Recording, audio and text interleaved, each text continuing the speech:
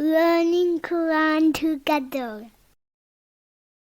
Bismillah, alhamdulillah, wassalatu wassalamu ala rasulillah. سورہ الاعراف آیت 56. وَلَا تُفْسِدُوا فِي الْأَرْضِ، اور تم فساد نہ کرو زمین میں، بعد اصلاحها، اس کی اصلاح کے بعد، یعنی توحید اور نیکیوں کے ذریعے اطاعت کر لینے کے بعد زمین میں نافرمانیاں نہ کریں۔ نیکیوں سے اخلاق، رزق، اعمال اور دنیا اور آخرت کے حالات کی اصلاح ہوتی ہے، جبکہ نافرمانیاں رزق، اخلاق اور اعمال کو بگاڑ دیتی ہیں۔ وَادْعُوهُ خَوْفًا وَطَمَعًا، اور خوف کے ساتھ اور طمع کے ساتھ اسی کو پکارو۔ خوف اور طمع سے پکارنے کا مطلب یہ ہے کہ اپنی تمام امیدیں اللہ تعالیٰ سے وابستہ رکھیں اور اس کی رحمت سے کبھی مایوس نہ ہوں، اور ڈرنا اس بات سے چاہیے کہ کسی غلطی کی وجہ سے کہیں اللہ تعالیٰ کی بارگاہ میں مردود ہی نہ ہو جاؤں۔ البتہ اللہ تعالیٰ سے حسن ظن کا پہلو غالب رہنا چاہیے، جیسا کہ حدیث سے واضح ہے۔ جابر بن عبداللہ انصاری رضی اللہ تعالیٰ عنہ کہتے ہیں کہ آپ صلی اللہ علیہ وسلم نے اپنی وفات سے 3 دن پہلے فرمایا، تم میں سے ہر شخص کو مرتے وقت اللہ تعالیٰ سے حسن ظن رکھنا ضروری ہے۔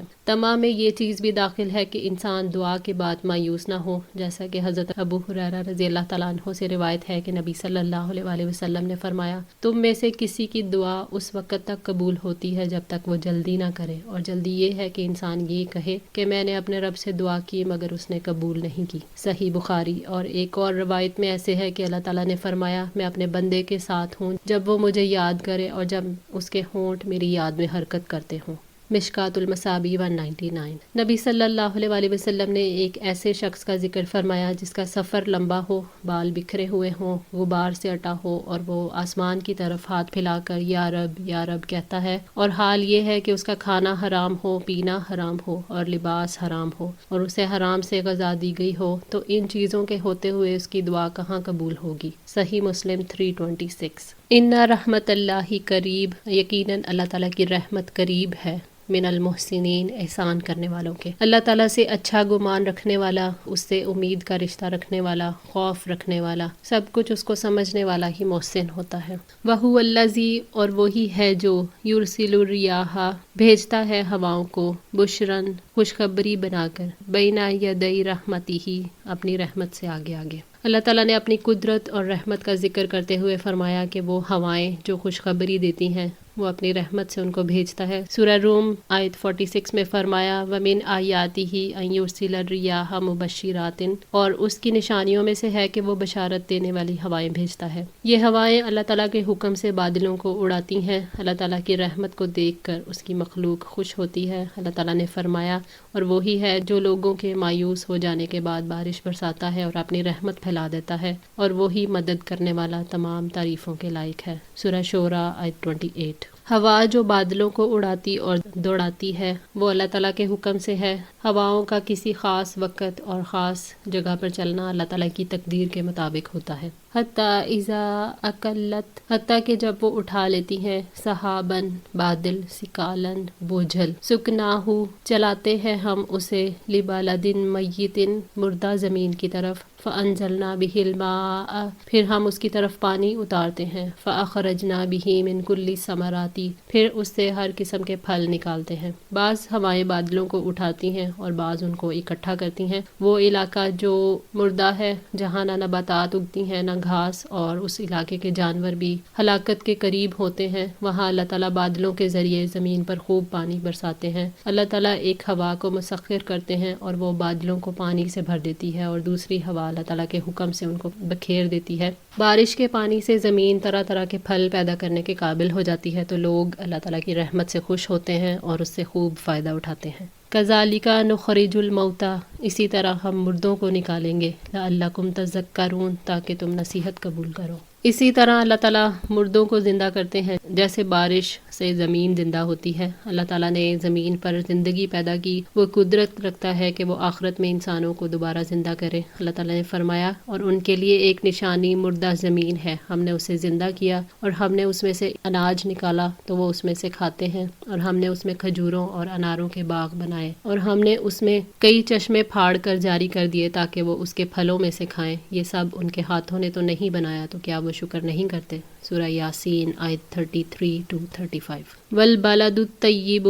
اور پاکیزہ زمین، یخرج نباتہ، نکالتی ہے نباتات اس کی، باذن ربہ، اس کے رب کے حکم سے، والذی خبوسا اور وہ جو خراب ہو گئی، لا یخرجو نہیں وہ نکالتی الا نقیدہ مگر ناقص۔ جو زمین زرخیز ہوتی ہے اس میں اللہ تعالیٰ کے حکم سے اچھے اور نفع بخش پودے نکلتے ہیں، اور جو خراب ہوتی ہے جیسے کالے پتھروں والی یا بنجر زمین، اس میں اچھے پودے پیدا نہیں ہوتے، اور جو پیدا ہوتے ہیں ان کا کوئی فائدہ نہیں ہوتا۔ ابن عباس رضی اللہ تعالیٰ عنہ کہتے ہیں کہ اللہ تعالیٰ نے اس مثال کے ذریعے مومن اور کافر کا حال بیان کیا ہے۔ قتادہ رحمۃ اللہ کہتے ہیں کہ مومن قرآن پاک سن کر اسے یاد کرتا ہے، اس کے معنی کو اپنے دل میں جگہ دیتا ہے اور اس سے فائدہ اٹھاتا ہے، اسی طرح اس زرخیز زمین کی مانند جس میں بارش ہونے کے بعد پودے اگتے ہیں، لیکن کافر کی حالت اس کے برعکس ہوتی ہے۔ اللہ تعالیٰ نے اچھے دل کو زرخیز مٹی اور برے دل کو بیکار مٹی اور بنجر زمین سے تشبیہ دی ہے۔ جیسے اچھی زمین پھل پھول لاتی ہے، ایسے ہی اچھے دل میں نیک خیالات، اچھے اور پاکیزہ تصورات پیدا ہوتے ہیں، اور جیسے ناقص زمین سے خراب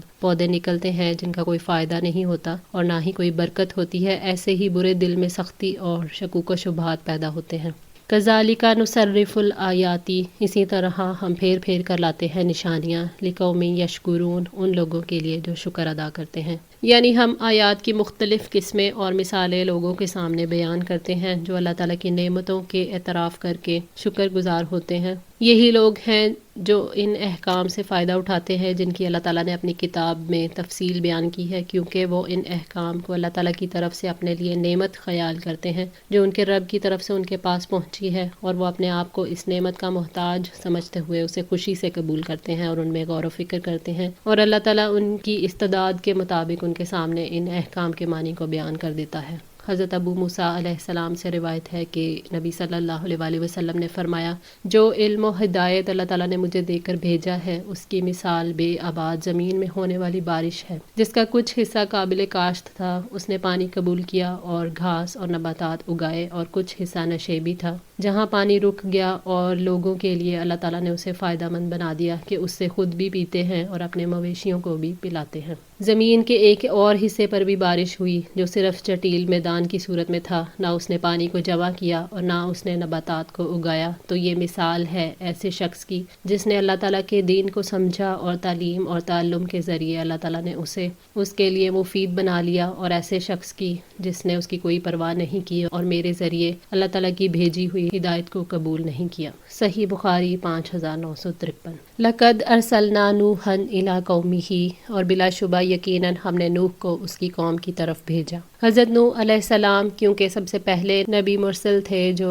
مشرک قوم کی طرف بھیجے گئے، جیسا کہ حدیث شفاعت الکبریٰ اور بعض دوسری روایات سے معلوم ہوتا ہے، اس لیے اللہ تعالیٰ نے سب سے پہلے انہی کا قصہ بیان فرمایا ہے۔ حضرت ابن عباس رضی اللہ تعالیٰ عنہ فرماتے ہیں کہ آدم سے لے کر 10 قرن ایسے گزرے ہیں کہ بنی آدم توحید پر قائم تھے، اور نوح علیہ السلام کی قوم سب سے پہلی قوم ہے جس نے اپنے بعض نیک لوگوں کی یاد کو تازہ رکھنے کے لیے ان کے مجسمے بنائے اور پھر ان کی پوجا ہونے لگی۔ ان مجسموں کے نام سورہ نوح میں موجود ہیں۔ قوم نوح جو تھی وہ ملک عراق میں آباد تھی۔ جب اللہ تعالیٰ نے حضرت نوح علیہ السلام کو ان کی قوم کی طرف بھیجا جبکہ قوم بت پرست تھی، تو نوح علیہ السلام نے اکیلے ہی انہیں توحید کی دعوت دی۔ اللہ تعالیٰ نے قرآن پاک میں کئی مقامات پر آپ کا قصہ بیان کیا ہے کہ آپ کی قوم نے کیا کچھ کیا، اور اللہ تعالیٰ نے کفر کرنے والوں پر طوفان کا عذاب کیسے بھیجا، پھر آپ کو اور کشتی والوں کو کس طرح نجات دی۔